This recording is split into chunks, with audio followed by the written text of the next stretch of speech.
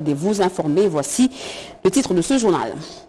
Un seul titre dans ce journal, le choléra dans la province de la Mongala. Le gouverneur fait l'annonce, appelle la population aux mesures d'hygiène renforcées et invite les équipes de santé à se mettre au travail contre cette épidémie. Voilà pour les titres, mesdames et messieurs, bonsoir et très heureuse de vous retrouver à travers cette grande édition d'information sur la chaîne nationale. 24 cas suspects dont 5 décès enregistrés dans plusieurs zones de santé. L'épidémie de choléra est suspectée à la Mongala. Le gouverneur Jean-Colin Papekala l'a annoncé ce samedi. La province de la Mongala traverse une crise sanitaire inquiétante. Des cas de diarrhée abondante, de vomissements et de déshydratation sévère ont été signalés. Ces symptômes font penser à une épidémie de choléra. On l'écoute. L'épidémie du choléra est présente dans la province de la Mongala avec 24 cas de malades enregistrés, dont 5 morts signalés dans différents territoires, notamment à Bumba. Le gouverneur de la Mongala, maître Jean-Colin Papekala, revient sur la situation épidémiologique de la province. Depuis la semaine épidémiologique 26, des cas de diarrhée liquide ont été signalés dans plusieurs zones de santé de la province de la Mongala. Dans cette situation inquiétante et alarmante, de nombreux défis se lèvent et nécessitent l'implication de tous pour une réponse urgente et efficace. Face à la recrudescence très rapide des cas suspects et aux nombreux défis logistiques et sanitaires auxquels la province de la Mongala est confrontée, je lance une alerte épidémiologique à l'attention des partenaires médicaux pour une mobilisation en urgence des ressources matérielles et des ressources financières nécessaires afin de contenir la propagation de la maladie et ainsi éviter une crise sanitaire majeure dans la province de la Mongala. De nouvelles mesures sont prises pour une prise en charge correcte afin de remédier à cette situation. Nous annonçons les mesures barrières préventives à appliquer dans nos ménages, pendant les voyages et dans toutes les occasions de rassemblements populaires ci-après. Se laver les mains régulièrement avec du savon ou du cendre, bouillir l'eau de boisson, ne pas toucher les malades, conduire directement les malades suspects à l'hôpital ou au centre de santé les plus proches. Le choléra est une maladie qui tue rapidement, ayant pour symptômes vomissements, douleurs abdominales, diarrhée sévère, déshydratation et autres. La tradition de chaque vendredi a été respectée au gouvernement congolais. Tous les membres de l'exécutif national se sont retrouvés autour du président de la République pour la réunion du Conseil des ministres à la Cité de l'Union africaine. Plusieurs questions d'intérêt national ont été passées au peigne fin. Écoutons plutôt l'extrait du compte-rendu du ministre de la Communication et des médias, porte-parole du gouvernement, Patrick Moya Ketembwe. Le président de la République suit avec la plus grande préoccupation l'évolution de l'épidémie de choléra qui frappe actuellement dans la ville-province de Kinshasa, exposant gravement la santé de nos concitoyens, en particulier dans les quartiers les plus défavorisés. En ce moment de détresse, il a adressé toute sa solidarité aux familles endeuillées ou touchées par la maladie et il a rendu un hommage appuyé au personnel soignant, aux équipes de première ligne et aux agents communautaires qui, avec courage et abnégation, s'emploient à sauver des vies. Cette flambée épidémique n'est pas seulement une urgence sanitaire. Elle est le symptôme d'un enchaînement de vulnérabilité accumulé notamment avec les inondations récentes qui ont gravement détérioré les infrastructures d'assainissement, contaminé les sources d'eau potable et déplacer des milliers de personnes, les exposant à des conditions de promiscuité et de salubrité qui favorisent la propagation du choléra. Les derniers bulletins épidémiologiques font état d'une progression alarmante. Rien que pour la semaine du 23 au 29 juin 2025, 4 nouvelles zones de santé ont enregistré de cas de choléra, portant à 25 le nombre total de zones touchées sur le 35 compte la capitale Kinshasa.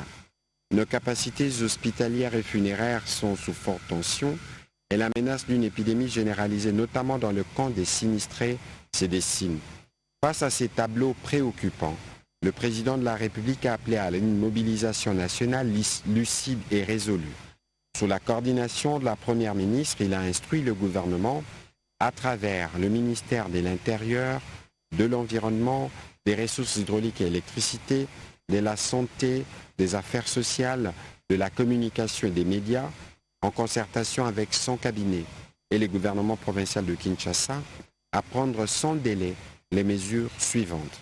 L'activation immédiate du plan de contingence en associant étroitement la division provinciale de la santé, les déploiements rapides des équipes médicales, des stocks essentiels et des centres de traitement mobiles dans les zones les plus affectées, la désinfection systématique de points d'eau, des marchés, des écoles et autres lieux de forte fréquentation, la distribution massive d'eau potable, des kits d'hygiène et des produits de traitement d'eau dans les quartiers vulnérables.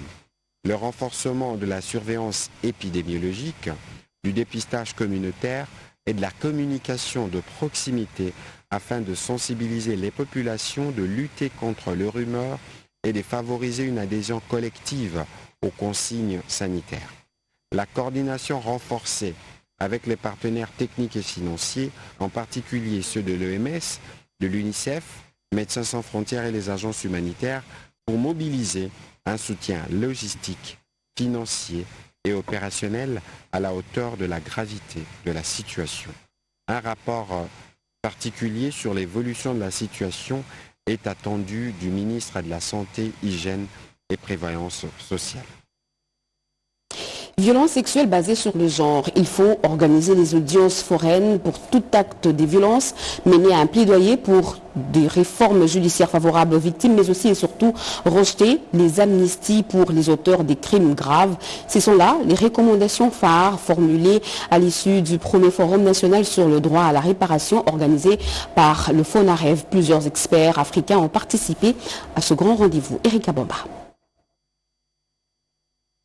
Sourire sur le visage, cette survivante des violences sexuelles liées au conflit sort de la salle très soulagée de la clôture de ses premiers forums historiques. Un forum qui vient de mettre en œuvre tous les instruments juridiques nécessaires pour penser les blessures de toutes les victimes des violences sexuelles liées au conflit et les victimes de crimes contre la paix et la sécurité. Au terme de ces 3 jours de travaux, avec l'expertise de plusieurs pays africains et d'ailleurs, les participants ont mis en place toute une série de recommandations qui visent toutes à transformer la douleur en action. Rejeter les amnisties pour les auteurs des crimes de violences sexuelles, organiser les audiences foraines pour sanctionner tout acte de violence sexuelle figurent parmi les recommandations phares de ces travaux. Des recommandations ambitieuses et porteuses d'espoir sur lesquelles le directeur général du Fonds national de réparation des victimes, FONAREV, a promis désormais d'en faire sa feuille de route. Grâce à vos échanges, nous disposons aujourd'hui d'un socle solide de recommandations techniques et opérationnelles. Je prends ici l'engagement ferme d'intégrer l'ensemble des recommandations dans notre stratégie opérationnelle 2024-2028 et de veiller à leur traduction concrète sur le terrain. Au nom de toutes les victimes, cette survivante a remercié les FONAREV pour cette initiative, car le temps des réparations vient de sonner.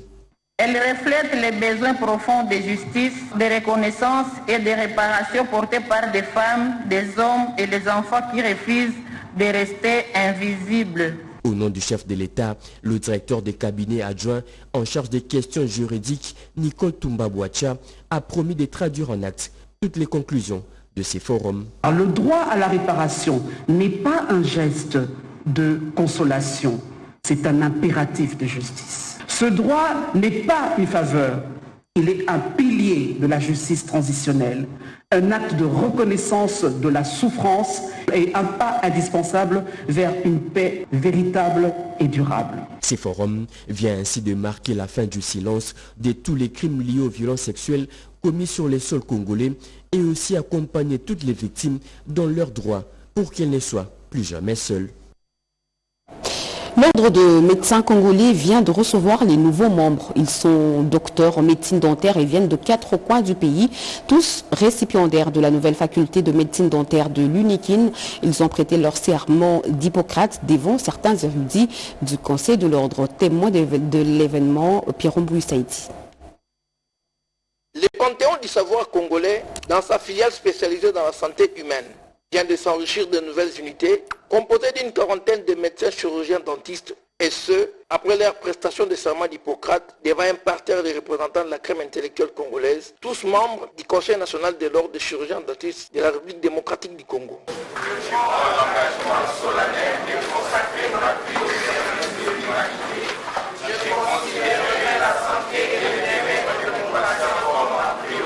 L'entrée dans le conseil de cette mosaïque ethnico-tribale des docteurs en médecine dentaire s'est concrétisée par le quitus de la présidence de ces corps. Je prends acte de votre prestation de serment et je vous accueille dans l'ordre national des chirurgiens dentistes.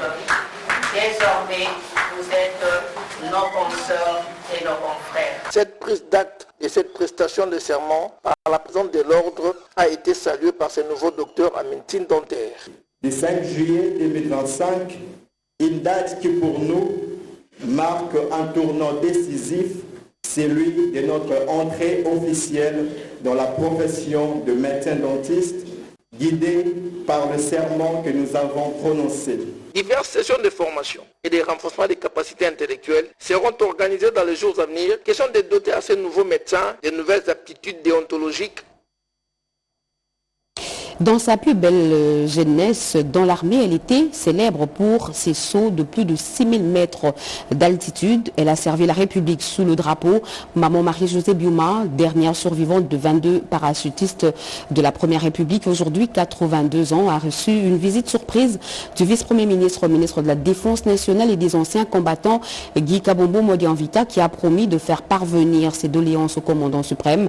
Bien avant, le VPM de la Défense nationale a échangé avec les sénateurs du Grand Bandundu et du Congo central. La situation sécuritaire sur la table des discussions. Je reste au Fouché. Face à la persistance de la milice Mobondo qui occasionne l'insécurité et des tueries au sein de la population, causant ainsi les déplacements massifs de la population, les élus du Grand Bandundu à la Chambre haute du Parlement ont plaidé pour l'implication remarquable du gouvernement afin de venir à bout de ce mouvement. L'autorité nous a fait part des actions qui sont déjà menées et qui sont en cours et nous a rassuré que toutes les préoccupations que nous avons évoquées, il nous a donné aussi des assurances quant à la solution que le gouvernement va mettre en place pour la prise en charge de ces déplacés. Après cette audience, le vice-premier ministre, ministre de la Défense nationale et des anciens combattants, maître Guy Kabombo Modianvita, s'est rendu dans la commune de Lemba où il a rendu visite à madame Marie-Josée Biouma, une vieille parachutiste des forces armées à la retraite. Âgée de 82 ans et affaiblie par le poids de l'âge et de la maladie, cette parachutiste militaire des années 1960, célèbre pour ses sauts de plus de 6000 mètres d'altitude, avait récemment lancé un appel à l'aide pour sa condition sociale et la reconnaissance de ses mérites. Pour maître Guy Kabombo Modianvita, cette visite de courtoisie avait pour but d'honorer l'engagement et le dévouement de cette ancienne combattante parachutiste qui a servi le pays avec honneur. Ayant recueilli ses doléances et souhaits, maître Guy Kabombo Modianvita a promis d'en faire part directement au commandant suprême Félix Antoine Tshisekedi Tshilombo et de faire un suivi au niveau du secrétariat général à la défense et le secrétariat général aux anciens combattants. Émotionnée par cette visite inattendue, madame Marie-Josée Biouma a fait une prière de bénédiction à l'endroit du VPM de la Défense nationale et des anciens combattants. Rappelons par ailleurs que madame Marie-Josée Biouma est la dernière survivante de 22 parachutistes de la Première République. Le Conseil norvégien pour les réfugiés s'engage à renforcer la visibilité du projet Nachiriki qui contribue aux efforts de consolidation dans les provinces de l'Ituri et Nord-Kivu, mais aussi de promouvoir le partenariat avec le PDDRCS. Une délégation du Conseil norvégien en a discuté avec le coordonnateur national du PDDRCS, Jean Didieu Ntagatita. Peggy Mukunda.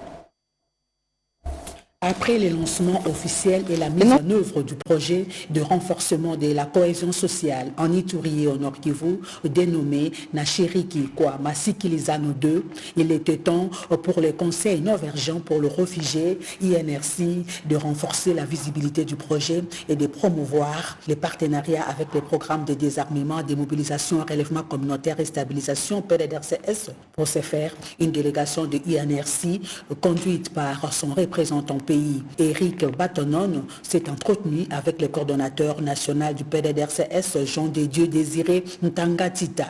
Comprendre davantage les fonctionnements du PDDRCS et œuvrer ensemble pour une meilleure coordination des actions tels les messages martelés par M. Eric Batonon. Il était important que nous venions ici aujourd'hui et que nous puissions non seulement pour une visite, mais aussi pour voir comment est-ce que nous mettions en place ce système de suivi de ce projet.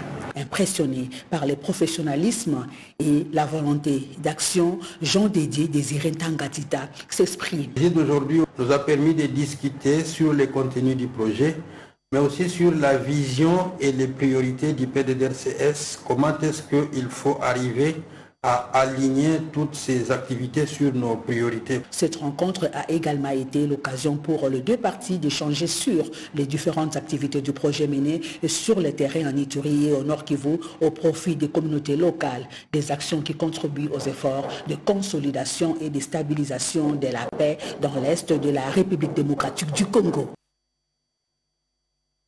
La République démocratique du Congo est gagnante avec l'accord de paix signé à Washington. L'agitation constatée à Kigali est le signe que cet accord fait mal à leur velléité.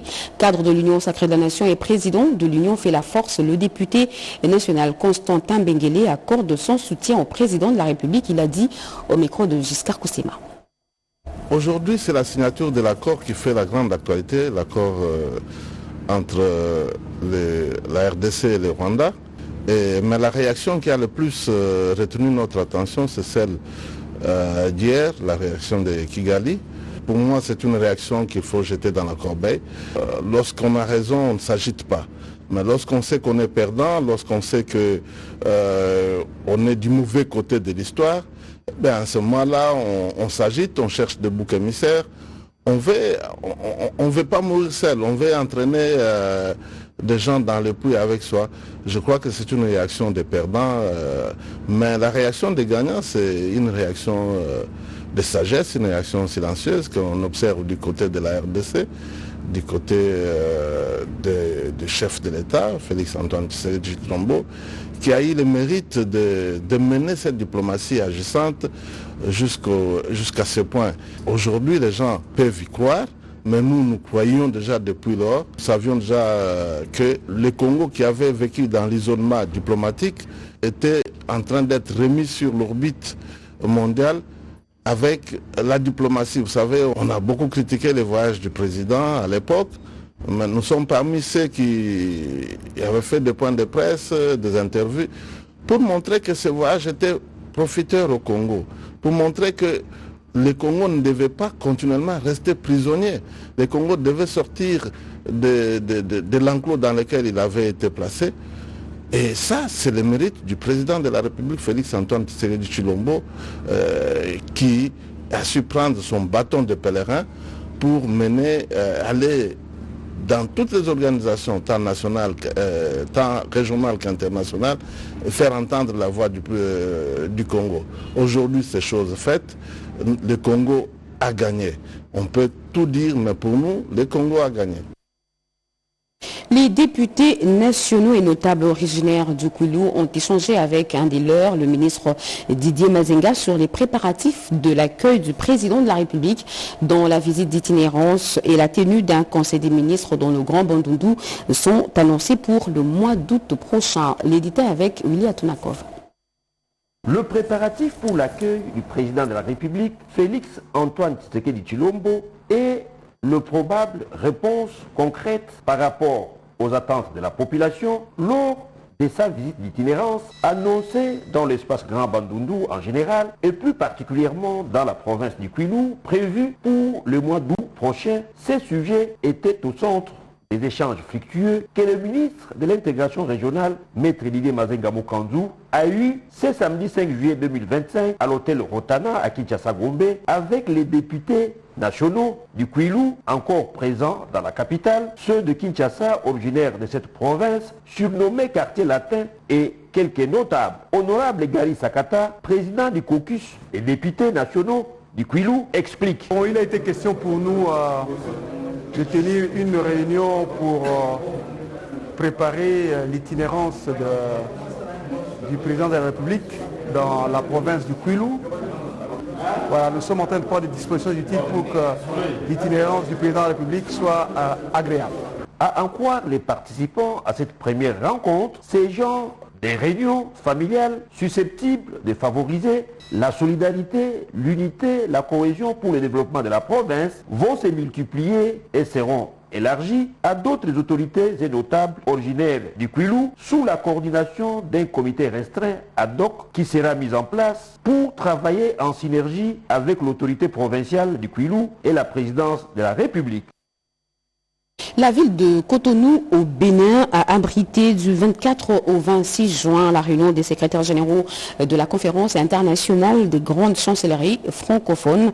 La chancellerie des ordres nationaux de la République démocratique du Congo a été représentée à ses assises par son secrétaire général, le général de brigade Jean Motanda. Le détail avec Bobo Samba.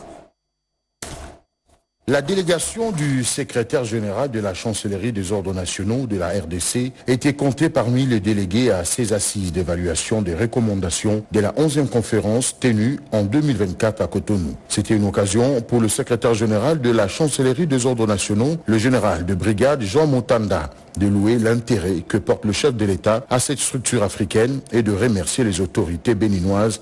Permettez-moi de transmettre le chaleureuses salutations de son Excellence, Monsieur le Président de la République démocratique du Congo, Félix Antoine Tshisekedi Tshilombo, grand chancelier des ordres nationaux, à son homologue béninois, son Excellence Patrice Talon, ainsi qu'à l'ensemble du peuple béninois.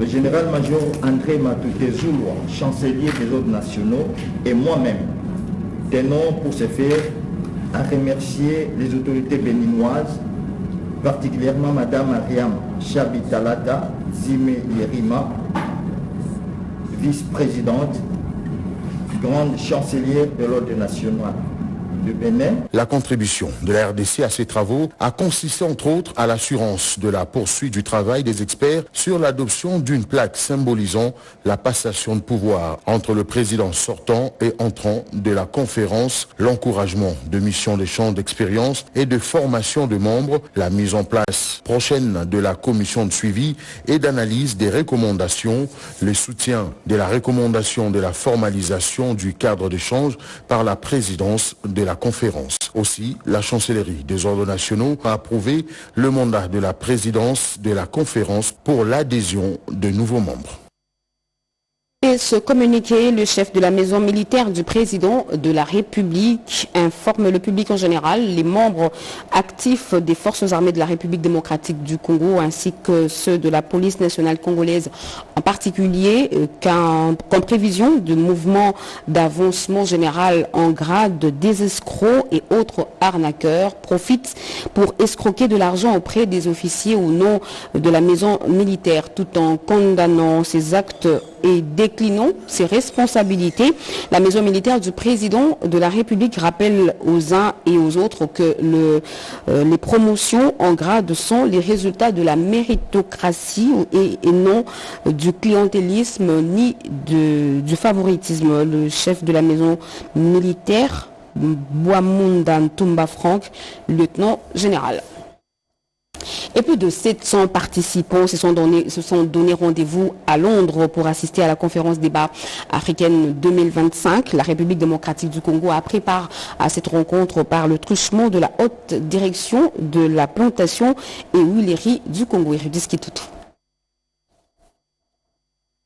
Comment transformer ces terres fertiles en levier de croissance inclusif? Thème du panel auquel a pris part la directrice générale des plantations et huileries du Congo. Une occasion pour Monique Giskins de présenter les réalisations et opportunités qu'offrent les PHC avec le palmeraie dans les provinces de l'Équateur, Mongala et Chopo. Une réelle transformation de terres fertiles congolaises en opportunités d'emploi pour les jeunes, autonomisation pour les femmes.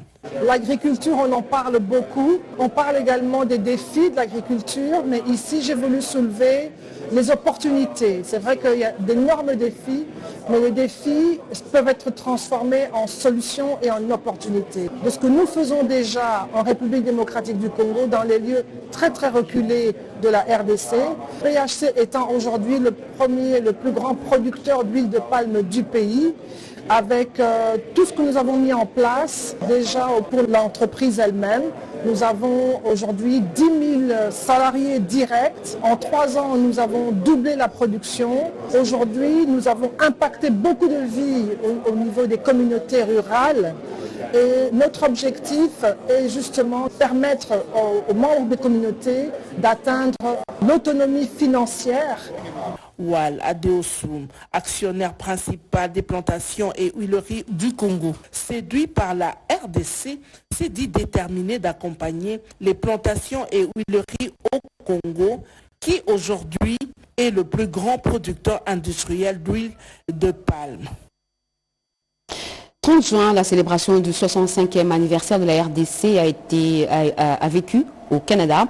L'ambassadeur Josca Kabongo a réuni à Ottawa la communauté congolaise, les autorités canadiennes et plusieurs autres personnalités. Narcisse Makani. Le 65e anniversaire de l'accession de la RDC à la souveraineté nationale et internationale fêté par la communauté congolaise vivant au Canada sous le patronage de l'ambassadeur Josca Kabongo. À Ottawa, la détermination du peuple congolais de ne plus voir le territoire de la RDC servir de théâtre à des conflits par procuration a été exprimée. Les enfants du Congo ont trop vu d'exil et des destinées brisées, trop vu de cendres là où devraient se bâtir les écoles, les hôpitaux, des foyers, bref, savourer la vie, c'en était trop.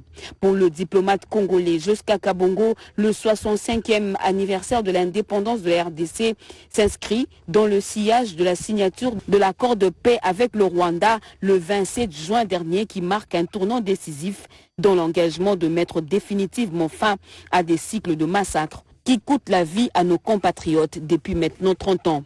Cette soirée qui vient de clôturer une série d'activités du 30 juin au Canada était une belle occasion de réunir les autorités canadiennes, l'ensemble du corps diplomatique accrédité à Ottawa, une frange de la diaspora congolaise ainsi qu'un panel de personnalités influentes de différents domaines. L'ambassadeur Josca Kabongo a salué le partenariat historique de plus de 60 ans entre la RDC et le Canada. Des excellentes relations fondées sur les valeurs communes, notamment la paix, la démocratie, les droits humains, avant de brosser l'aide humanitaire que la République démocratique du Congo bénéficie du Canada. Il a en outre félicité le soutien d'Ottawa pour le retour de la paix en RDC. Parlons finance à présent avec cet atelier de performance sur la comptabilité publique avec Chimène Dondo. L'organisation de l'atelier sur la performance accrue en matière de comptabilité publique témoigne d'une volonté affirmée de renforcer la transparence, la rigueur et l'efficacité dans la gestion de finances publiques. À l'heure où l'État sont appelés à faire preuve d'une gouvernance exemplaire, cet atelier constitue une plateforme stratégique de renforcement de capacités des acteurs du secteur financier public. Cet espace d'échange technique permet non seulement de revisiter les fondamentaux de la comptabilité publique, mais aussi d'intégrer les innovations et les normes internationales, notamment celles liées à la gestion axée sur le résultat. Les discussions autour des outils modernes, de réformes en cours et de l'amélioration de procédures budgétaires sont de leviers indispensables pour une gestion publique plus performante. Nous avons compris que nous devons accompagner le gouvernement par rapport à son programme d'action qui consiste à rendre le service public efficace. Et nous avons aussi compris que comme il y a la réforme de finances publiques, nous avons, n'est-ce pas, pris quelques modules sur la réforme du réseau national des comptables publics. mes impressions sont vraiment à la fois de joie et de satisfaction. Parce qu'en tant qu'agent et fonctionnaire de l'État, je dois apprendre, je dois ajouter la connaissance pour être performant au travail et avoir un bon rendement pour mériter vraiment les traitements que nous recevons. Ces genres d'initiatives méritent d'être multipliées, institutionnalisées afin de soutenir durablement les efforts de modernisation de la gouvernance financière et de garantir une meilleure allocution de ressources de services de développement national. L'Office congolais de contrôle OCC est victime d'une démolition de son agence au niveau de l'aéroport international de Njili sans aucune correspondance ou avertissement. La directrice générale adjointe de cette entreprise, Christelle Mobilou, s'est rendue sur place pour en avoir le cœur net. On l'écoute au micro de Eric Kabamba. La raison de notre visite cet avant-midi ici à l'agence Kinshasa Aéro de l'Office congolais de contrôle, qui est une agence de la direction provinciale de Kinshasa, était de venir un peu palper du doigt, nous imprégner de la situation de la démolition des bureaux de l'OCC ici au niveau de l'aéroport. Nous avons été informés du fait qu'on a commencé à casser nos bureaux parce qu'il fallait qu'il y ait une occupation. Alors en tant que société étatique, tous pour le bien de la population ainsi que notre pays, nous sommes venus en tant que responsables pour savoir un peu et nous rassurer que les agents continuent de travailler dans les bonnes conditions. Mais avant cela, tous les contacts ont été pris. Nous avons essayé à notre niveau, au niveau de la direction générale, d'entrer en contact avec les différents responsables des entreprises qui nous entourent ici, notamment la SCPT ou la DGDA, pour trouver ensemble un compromis afin de pouvoir travailler en toute quiétude. Ce qui a été fait, et nous remercions aussi ces différents responsables parce qu'ils ont répondu favorablement à notre demande. Les discussions se poursuivent et les solutions et les mesures permanentes sont en train d'être entreprises pour pouvoir trouver une solution adéquate afin de mettre les agents dans les bonnes conditions de travail. En politique, comment redynamiser les activités de l'UDPS sur l'ensemble du pays? Eh bien, le secrétaire général Augustin Kabouya vient de nommer les nouveaux animateurs des comités fédéraux, décision rendue publique par le porte-parole du parti. Regardez. Le train de redynamisation du parti présidentiel est en marche. C'est dans cette optique que le président intérimaire de l'UDPS, honorable Augustin Kabouya, a pris une série de décisions pour nommer les nouveaux membres des comités fédéraux sur l'ensemble du territoire national et à l'extérieur du pays. Les actes nominatifs de ces nouveaux animateurs des comités fédéraux ont été révélés à la presse par les porte-parole intérimaires de l'UDPS, Clément Baroutilimbaya. Considérant l'exigence de relance et de dynamisation des activités du parti dans la fédération d'Ituri, vu la nécessité et l'urgence des sites, et désigné président du comité fédéral, M. Kabeyamou Kendikas, fédération de Djougou, province d'Ituri, vu la nécessité et l'urgence des sites, et désigné président du comité fédéral, M. Pachama Lombu Placide, sont désignés vice-président du comité fédéral, premier vice-président fédéral, M. Toko Kwangbese Eli, deuxième vice-président fédéral, M. Ngabou Maki Héritier, troisième vice-président fédéral, M. Wanikani Kobidonge Israël, quatrième vice-président fédéral, M. Saoupa Mandro Jean-Jacques. Avec ces nominations, plus rien ne peut arrêter la caravane de redynamisation de l'UDPS. Les lampions se sont allumés ce samedi sur la table ronde sur le crédit Bonobo en République démocratique du Congo. Pendant 2 jours, les experts de l'environnement vont réfléchir sur l'obtention d'un financement innovant pour la conservation de la biodiversité des communautés locales et les peuples autochtones. Cérémonie présidée par le chef de l'État, Félix Antoine Tshisekedi Tshilombo. Blandine Zovo. Cette table ronde va servir d'espace de réflexion et de mise en œuvre d'actions de plaidoyer et de conservation des espèces protégées dans le cadre d'une initiative plus large de protection de la faune en République démocratique du Congo. Pendant 2 jours, les experts étatiques et les partenaires du secteur de l'environnement et de la conservation de la nature vont réfléchir sur les voies et moyens de fructifier ce secteur porteur de crédit avec l'espèce bonobo dans la RDC et le sanctuaire. Pour le directeur général de l'ICCN, Institut congolais pour la conservation de la nature, l'objectif de ces assises est de sensibiliser et mobiliser les acteurs concernés par la conservation de cette espèce. La première phase d'abord c'est le bonobo, mais dans l'ensemble c'est le crédit biodiversité. Oui, ça concerne tous les animaux, mais on commence par d'abord une espèce qui est une espèce phare aussi et emblématique. Là d'abord c'est impliquer d'abord les communautés locales et les peuples autochtones. C'est eux d'abord les premiers bénéficiaires et les sensibiliser pour qu'on puisse protéger cette espèce. Venu de Belgique pour cette table ronde, le DG de Zoo d'Anvers, l'un des partenaires privilégiés de l'ICCN, qui expérimente le projet d'habituation des bonobos dans la réserve à faune de Lomako-Yokolaka, dans la province de la Tchouapa, le crédit bonobo requiert un soutien international en tant que mécanisme innovant. Notre vision est une prise en compte de l'importance de la mégafaune congolaise comme un pilier de contribution au développement socio-économique de la RDC. Suivant les agendas mondiaux sur la conservation de la biodiversité, notre approche proposée et à l'ordre du jour est une valorisation monétaire de la biodiversité pour ces communautés locales et ces peuples autochtones. Les travaux vont s'étaler sur 2 jours et devraient aboutir à la mise en place d'une stratégie nationale visant la valorisation des grandes espèces animales emblématiques, ce qui s'inscrit dans la mise en œuvre des réformes majeures engagées par le président de la République, Félix-Antoine Tshisekedi Tshilombo. Nous sommes résolument engagés à conjuguer de manière harmonieuse et durable la protection de la nature, la lutte contre la pauvreté et l'épanouissement des populations riveraines, notamment des peuples autochtones. Car il ne saurait y avoir préservation environnementale véritable sans justice sociale, ni de développement inclusif sans respect des écosystèmes.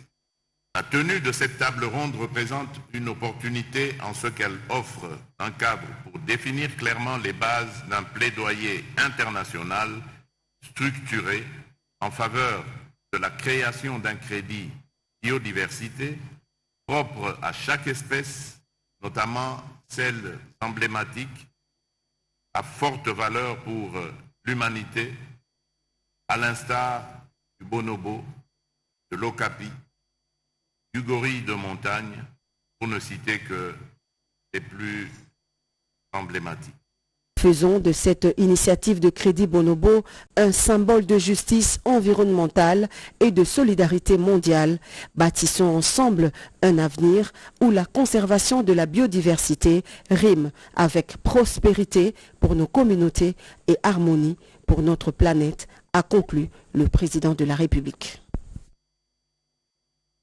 Ce communiqué avant de boucler complètement ce journal, la régie des OSA, direction régionale de Kinshasa-Est, informe ses aimables abonnés de la commune de Maluku, quartier Mangengenge, Monaco, Massé, Ikene et Maluku, qui aura interruption de fourniture en eau potable ce dimanche 6 juillet 2025 de 9h à 17h suite aux travaux de la SNEL prévus à son poste haute tension avec impact sur notre cabine MTBT de Maluku.